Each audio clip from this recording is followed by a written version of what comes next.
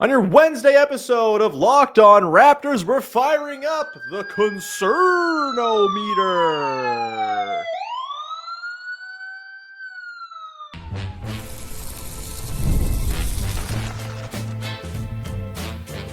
You are Locked On Raptors, your daily Toronto Raptors podcast, part of the Locked On Podcast Network, your team every day.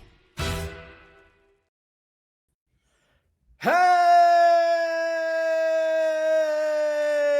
what's going on? And welcome to another episode of Locked On Raptors, part of the Locked On Podcast Network, your team every day. It is Wednesday, October the 29th, and I am your host, Sean Woodley. I've been covering the Toronto Raptors now for 12 seasons on various platforms. You can find all my work over on Blue Sky. You can find the show on Instagram. You can join us in the Locked On Raptors Discord server. Link in the description of the podcast. 100% free to join. We'd love to see you become part of our listener family. No one's freaking out right now. No one's losing their minds. It's all very chill and happy in there right now with the Raptors at 1-3.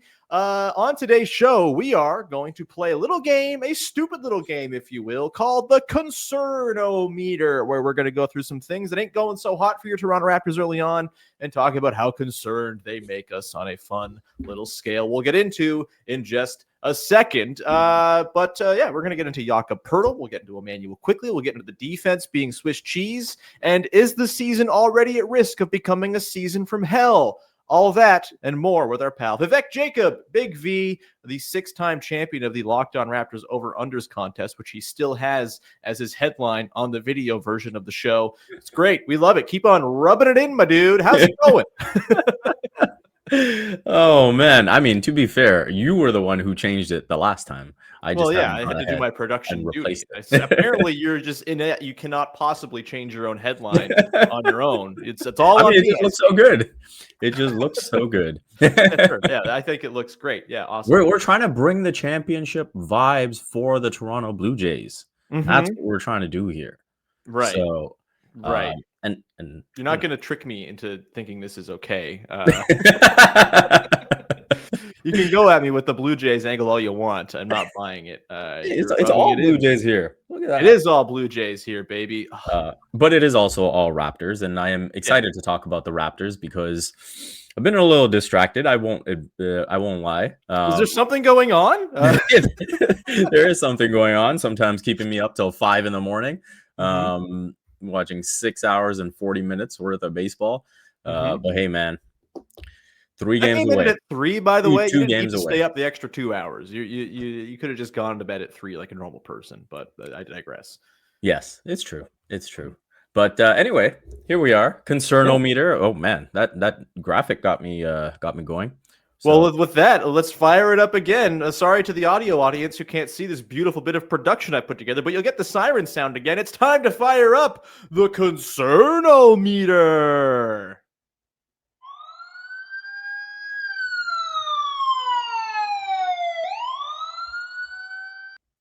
Graphic design is my passion. All right, Big V. It is time to fire up the CONCERN-O-METER, where we're going to dig into some topics regarding your Toronto Raptors that are not producing very good results so far. And we're going to grade them on a scale of 1 to 10. 1 being the level of concern you felt during the Raptors run-it-back title season, where they'd won the championship, everyone was free and easy, and it was the greatest time we've ever had in our entire lives before COVID hit and ruined everything.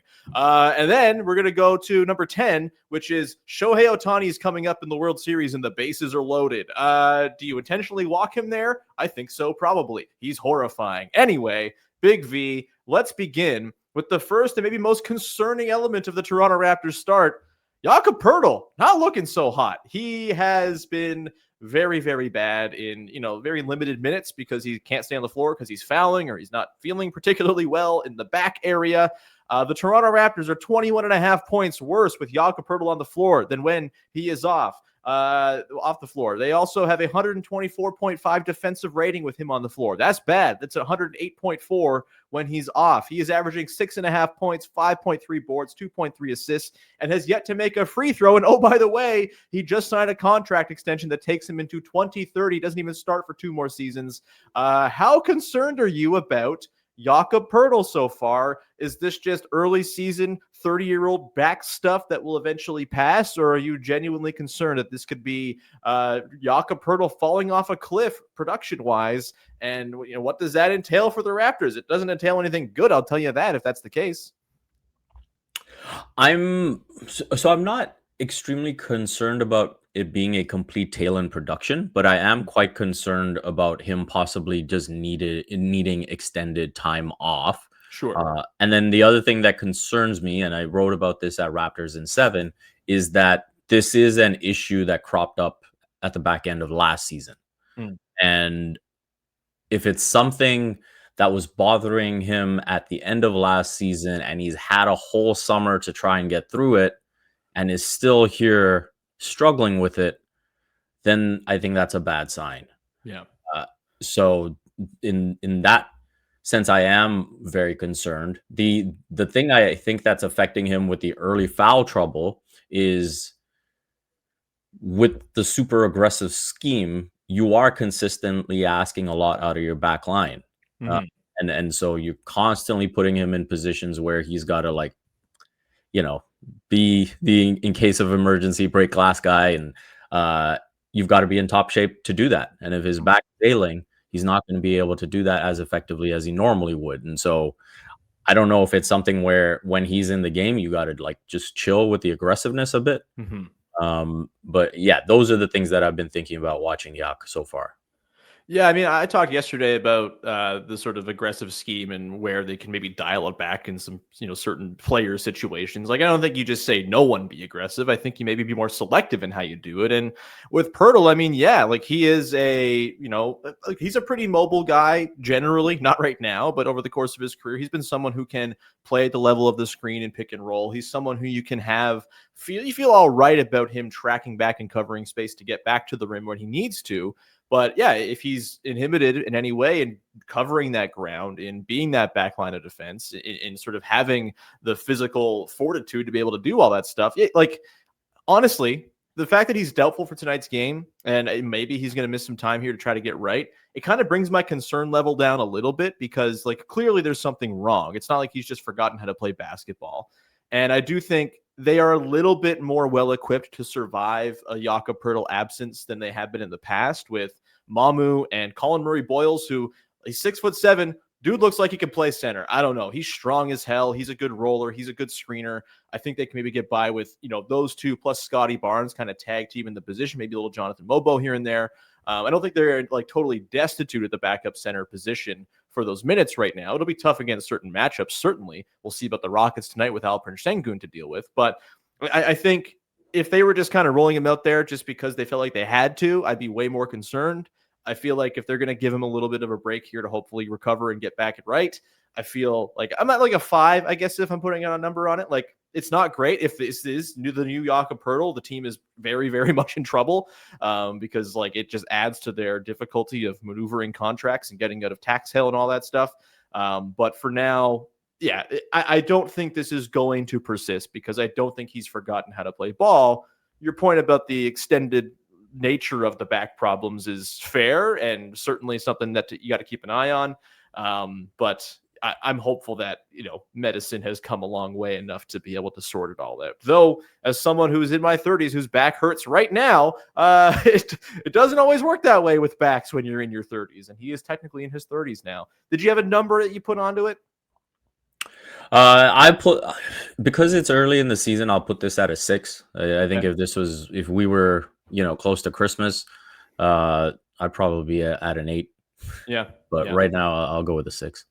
Yeah. I didn't dislike the contract when it was signed, but this is the potential pitfall of signing a guy who's going to be in his 30s through the life of a deal. Is not everyone's bodies hold up, and hopefully it does, because if not, boy, oh boy, it's going to get real nasty in the Jakob Poeltl department going forward. We're going to come back into the side here, Big V, and get into a couple more worrisome early starts to the season for Immanuel Quickley and the defense at large. We will put numbers of concern on both of those. We continue our episode firing up the concern-o-meter here on your Wednesday episode of the pod. We'll be back in just a sec. Today's show is brought to you by Quo. One of the tools that help make a huge difference for business owners is Quo, formerly Open Phone. It's the same great business phone system. You've heard me talk about it before, just with a new name. And here is why it matters. Every missed call is money left on the table, where every customer counts. You need a phone system that keeps you connected. Quo is the #1 business phone system that streamlines customer communications. It works right through an app on your phone or computer, so no more carrying 2 phones or relying on a landline. It's a big deal. If you run a small business and someone calls you looking for your services and you can't get to the phone, you might just lose that customer forever. Quo makes it so you don't lose those customers, that you still have everyone on your team on the same page to know exactly where your potential customers might be, whether you're a solo operator juggling everything for part of a larger team. Quo makes it easy to stay responsible and professional. See why over 90,000 businesses trust Quo, formerly Open Phone. Get started for free and get 20% off your first 6 months at quo.com/LockedInNBA. That's QWO.com/LockedInNBA. And if you've got existing numbers with another service, Quo will port them over at no extra charge. Quo, no missed calls, no missed customers. Today's show is also brought to you by Rippling. If you're a business owner, here's the truth. SaaS promised to make work easier, but now the average company is buried by hundreds of apps that slow you down your teams and simply don't work together. That's not SaaS. That's sad. Software is a disservice. That's why you need Rippling. Rippling is the unified platform for global HR, payroll, IT, and finance all in one place. They've helped millions of businesses replace a mess of disconnected tools with one system designed to give leaders clarity, speed, and control. Everything from onboarding to payroll to IT access runs automatically and perfectly in sync. It's seriously simple to use and gives companies one source of truth for their people, data, and everything they touch. Whether you want to run your entire HR, IT, or finance departments all as one, or just fill the gaps in your software stacks, Rippling can do it all. And right now, you can get 6 months for free when you go to rippling.com/LockedInNBA. Learn more at rippling.com/LockedOnNBA. That's rippling.com/LockedInNBA for 6 months free. Back at it here with Big V Vivek Jacob as we continue to fire up the CONCERN-O-METER about your early season 1 and 3 Toronto Raptors. Let's get to Immanuel Quickley, Big V. It's been not the greatest start for Quickley. I thought he was pretty good in the first game of the season, despite not making his threes. I thought he was fine mostly in the game against the Spurs, but a couple of stinkers. Friday night, he took the blame for the loss against the Milwaukee Bucks. Wasn't particularly effective in the game against the Dallas Mavericks either. And look, the threes ain't falling. He's at 18% from 3 so far this year. That cannot happen for your best shooter, your most high volume and accurate three-point shooter, your most dynamic three-point shooter on the roster.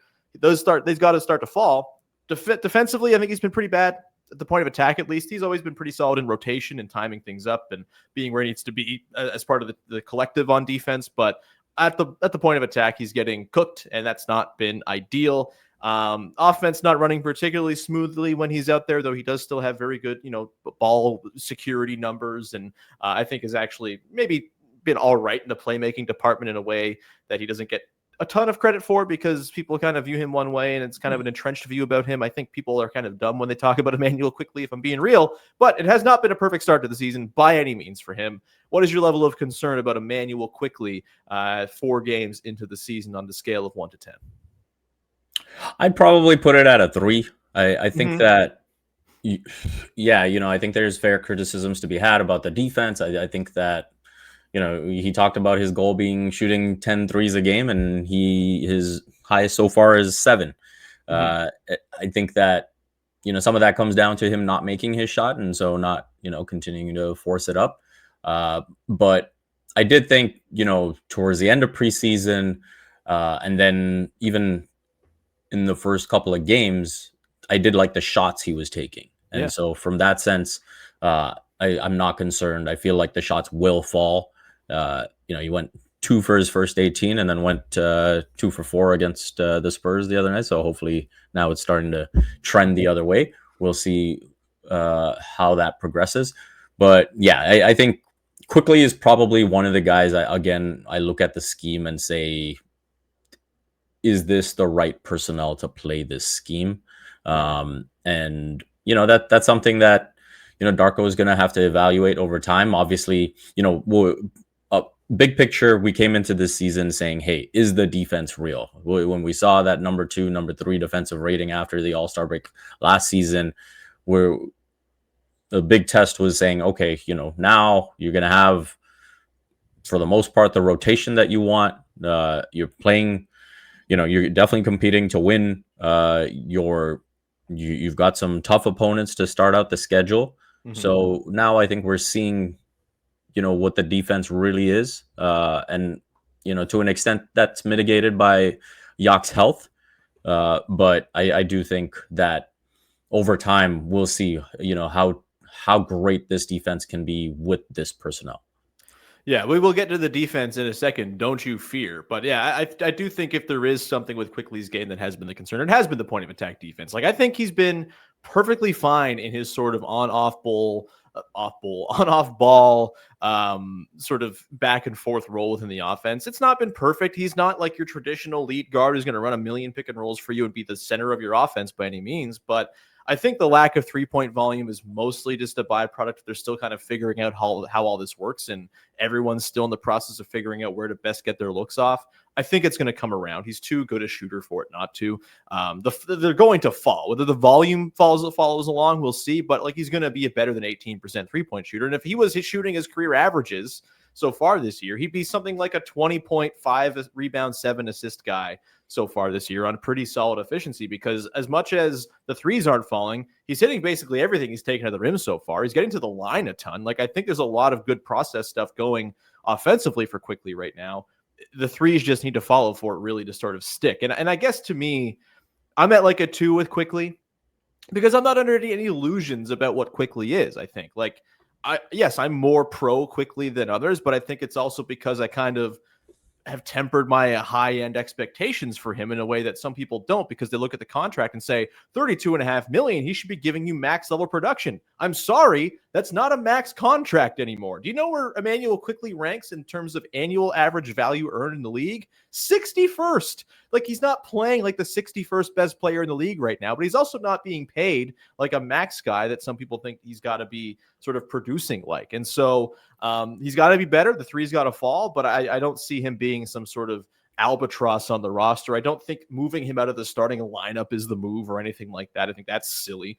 I think it's just, the threes will eventually fall. Maybe they adjust things defensively with him to try to, get more out of him and sort of put him in less difficult positions. But I think Quickley's going to end up just fine. And I think he's going to be a pretty important component of this offense eventually working. And I will say it again. I said it a couple days ago. He's been probably their best transition player as far as just like orchestrating the break. It's been a lot of fun to watch him make hit-aheads and find guys and like really like tight seams he's threading passes through. Been a ton of fun. I think he's been a huge agent for what they've done in transition, which has been a lot of good stuff. The defense, Big V. It's not good so far. 29th in the league per clean the glass in half court defense. 108.4 or 108.8 defensive rating, I think. I lost the page, but I think it's 108.8. They are 4 points worse than the 28th ranked team, the Indiana Pacers, and just 1 point better than the Brooklyn Nets. You don't want to just be 1 point better than the Brooklyn Nets at anything, because the Brooklyn Nets are terrible. They are just having a rough go of it. We've talked a lot about the aggression and dialing things back in spots. What is your level of concern with this Toronto Raptors defense so far? Scale of 1 to 10. What you got for me? Right now, I'll say it's a 4. I think it's early season. You're getting into the swing of things. I think they've gone up against some opponents that they're just not really very well equipped to deal with. We saw, obviously, Giannis be a big problem. We saw AD's size prove to be a problem. Obviously, Wemby is going to be a problem for everyone. So I think that's been a factor. And I think especially when you're going up against those guys, you need a healthy Yak. And, not having CMB probably didn't help against the Bucks either. So I think you got to consider those caveats and, say maybe those things would help it be better. At the same time, I will go back to, how aggressive this personnel can afford to be, how aggressive certain 5-man units can afford to be, and, whether this necessarily needs to be the identity of the team. I watched the Bucks feed of that game, and I believe it was at halftime that Dave Yeager, the assistant coach, kind of smirked when he was asked about the Raptors defense, and was like, "Hey, well, like they need it for their offense." Like, and I think the Raptors should maybe just take a bit more confidence in their offense. Be like, hey man, like we can play it a bit safer here. We're able to get quality looks. We've got a guy like Brandon Ingram who's able to get a clean look whenever he wants. So maybe let's just be a bit safer. The other thing too is like, obviously there was like a lot to take. Well, not a lot to take, but you could be kind of tricked by the defensive rating from the back end of last season and all of that. And I feel like maybe on some level, the Raptors trick themselves when they're practicing against each other because no one can really handle the ball that well. So when you're applying all that ball pressure, it's like, wow, look at us. Sorry, I don't know why that made me crack up. It's a great observation. That's pretty damn funny. And then they go into these games and it's like, it's not working. So that might be something to consider too. That's wow. Had not thought of that, but a damn good point. And yeah, I totally agree. They should be looking, and again, believe in your city, believe in yourself a little bit with the offense. They are currently 14th in the league in half-court offense. That's good. Like for where this team has been over the last 5 years, that's a miracle. And I don't think it's out of the question they can continue that, especially, they're playing Mamu like half the games. He's really injected a lot into the offense. There's a lot of space. They have more shooting than they've ever had, at least, into the Scotty Barnes era for sure. I think there is reason to believe their offense can be good. And the point I've been making the last couple of days on the show too, V, is like, yeah, you can do all this for a couple of extra steals that you might force in the course of action. But how many like defensive rebounds that you're also running like madmen off of are you not getting because your over aggression is leading to you pulling the ball out of the bucket, right? Like, and I think the math there is just not squaring. And I think, yeah, trust in a more conservative style of defense. You're long, you have dudes who are good shot contesters. Like that's a real strength of Immanuel Quickley. Brandon Ingram's long. You have Barnes and Poeltl as really great backline rim protector help guys. Scotty can swallow up a lot of things. I think if you do just kind of dial it back a little bit and just kind of give the green light for hyper aggression to a handful of guys, you're probably going to end up forcing a lot more misses, and that's going to ignite your run game because you've been so excellent running off of misses, right? Like that they have been so orchestrated. They're filling the lanes beautifully. There's an intention there, and I feel like they're kind of hurting their ability to do that by trying to force a couple extra steals. And it's not like they're like some historic steals getting team or anything like that. They get a few here and there. They're near the top of the league, but I think for it to really be worth it for all they're giving up on the back end, like it's got to be, you have to be like the Oklahoma City Thunder. And they're not the Oklahoma City Thunder. They just don't have Thunder-like defenders to be that nasty when it comes to forcing steals. And so, yeah, I'm with you. I'm not like sounding alarm bells in that I think they're like a bottom three defense again. I think they'll probably figure it out a little bit. Scotty's too good. Poeltl will eventually sort himself out, I think. And I think they'll end up probably where we expected, right? Like kind of middle of the pack-ish. I just think it's, something like a 5 right now. But if they don't make any adjustments as time goes on, and maybe we don't expect adjustments immediately because it's early in the season. They're trying to get stuff right. But if we start to see this continue a month, 2 months where they just aren't changing the way they play defense, if the results say they should, then yeah, the concern-o-meter goes up pretty significantly. And it actually probably goes up in large part for the season as a whole, which we'll talk about coming up in a second here, Big V. Whether or not we're already at risk of a season from hell, I don't want one of those. The last couple have been that, and they weren't very fun. We'll talk about that coming up in just one sec. Today's show is brought to you by our friends over at Peloton. They are shaping the future of fitness with brand new Peloton Cross Training Tread Plus, powered by Peloton IQ. It's the most advanced equipment yet, designed to give you real-time guidance and endless ways to move, whether you're running, lifting, or cross-training with your favorite instructors. This is training reimagined. Peloton is built for breakthroughs with tools that help you plan, stay motivated, and reach peak performance. I've talked about it a lot on this show before. My issue with exercise is always the motivation part. It's always just getting up and doing the thing that I know I've got to do for my health. And I cannot recommend the gamification of exercise the way Peloton does it. Is the way I get out of bed every morning to go do some exercise. Maybe it'll work for you as well. The Peloton IQ system offers real-time strength coaching. It actually tracks your reps, suggests the right weights, and corrects your form, making every rep safer and smarter. The swivel screen is a game changer, too. You can go from running on the Tread Plus to strength training without missing a beat. So let yourself run, lift, flex, and push forward. Explore the new Peloton cross-training Tread Plus today at onepeloton.com. Back at it here as we finish off our chat about the CONCERN-O-METER, the level of concern we have regarding various Toronto Raptors issues here early on in the season. And let's get big picture here, Big V.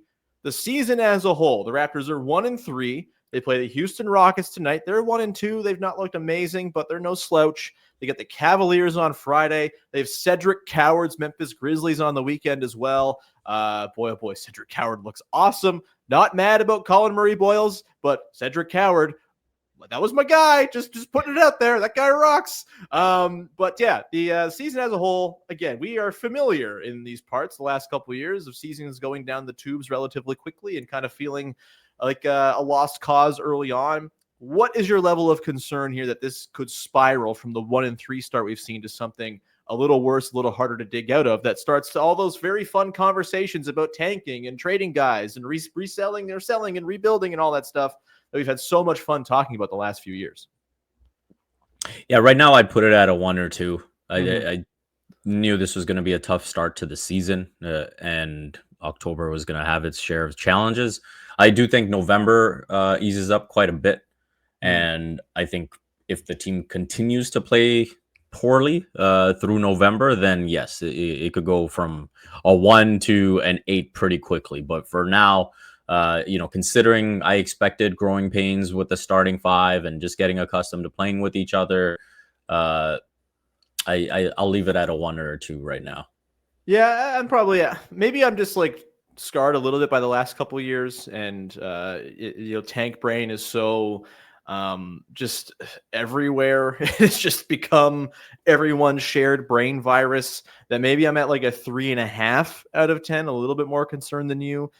Just because this stuff can spiral quickly and like vitriol, and that's not like the team is going to take its cues necessarily from like the fan base, but also it's the ownership situation kind of puts a little bit of uncertainty over all this, right? Where now Keith Pelly is the boss man. MLSE is firmly in Rodgers' control, and Rodgers is firmly in charge, and maybe they have the itchy trigger finger, right? Like, I don't think Darko Rajakovic is getting let go this season. I think that would be way premature and very like just kind of clown franchisey to be like, hey, you guy who we did not give license to win in the first 2 seasons, you didn't do well in your first couple months, and this year you're gone. That's very Sacramento Kings coded to me. But like, I guess let me put it this way. What do you think is like the worst case scenario for how this goes? Like, do you see any world in which Darko gets let go based on what's most likely to happen here in sort of the reasonable range of outcomes? Do you see like a big major like sell-off trade to kind of initiate another tank? Like, seasons from hell take all kinds of form, and once you're really down the tubes, you never know what can quite happen. I don't think it's going to get to that point either. I do think this will stabilize quite a bit. They've had some good runs within these games. The first half of the Milwaukee game, first 3 quarters was pretty impressive. I thought they looked very good before they kind of lost the rope. I don't think this is all doom and gloom just yet, but which ways could you see this going wrong and how bad over the next little while here? And I guess like what happens to be the cause of that? Like what is going on the floor to make it so season from hell becomes a very real, distinct possibility? Yeah, so again, I'll go to the month of November. I do think the schedule is fairly light. You've got a bunch of home games. And so I do feel like if the Raptors are, more than 10 games under 500 through the month of November, then it's like, hey, man, what is going on here? We've got to get this right. At that point, you're probably evaluating Darko's rotations very, very quickly. Certain things, like even now, like if I go back to the Bucks game, you didn't have CMB, and he just kind of rolled with his regular rotation, which then left Ochai Agbaji on Giannis. And that maybe should have been more of a read and react situation where it's like, hey, I need someone like Mobo, you know, and you just play the rotation accordingly. And so, early on, you can say, okay, hey, it's early in the season. You're just trying to get rotations established. You're trying to get your players comfortable with when they'll be playing and whatnot. But if things trend poorly, then that's when you've got to be a bit more proactive in making adjustments and, trying to right the ship. And so if Darko doesn't show those instincts, then that's when you get into the territory of like, okay, this team is like way worse than we think it should be. We think a different voice will help. We think a different scheme will help, all of that. Bobby, I think, is a pretty calm and calculated guy.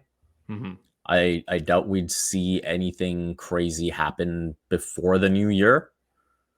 But yeah, if things were really bad again, like if you're more than 10 games under 500, I think that's something that would bring the alarm bells for Pelly and co. And then maybe we see some changes. Yeah, I mean, this is like we're 4 games into Darko Rajakovic having the green light to try to win basketball games. I'm giving him way more than 4 games to sort out what's going on with the defense, sort out his rotations, all that stuff. Like, yeah, I think this fan base, and I'm speaking generally, but I don't know. I see a lot of the fan base. I'm very online, more than I want to be. There's a very reactionary underbelly to the fan base. I think that's become even more extreme since the championship, where I guess maybe the standard was raised or whatever. But I think you got to be realistic, and I think you just got to like have some patience, man. Like these things don't always iron themselves out in 1 week's time. You play really hard teams on the schedule. You have a 3-game losing streak early on in the year. Like it feels a lot worse than it actually is. So yeah, yes, there's a world in which this goes pretty rough, and the Jakob Poeltl stuff, if he's not able to get back, I think that makes it more likely that we accelerate down the bad timeline. But I think we're well away from that. And yeah, you got to give this some room to breathe a little bit. And give them like time to watch tape and adjust and make decisions coaching wise to respond. Like this is how this works. This is how coaching works. This is how people who aren't online reactionary brained work. And I think it's a helpful thing to just like take a beat, go outside, watch the Blue Jays. And the Blue Jays were under 500 for like the first 50 games. They sure were. Boy, weren't they. Do I think the Toronto Raptors are going to go on this magical run to the NBA championship this year?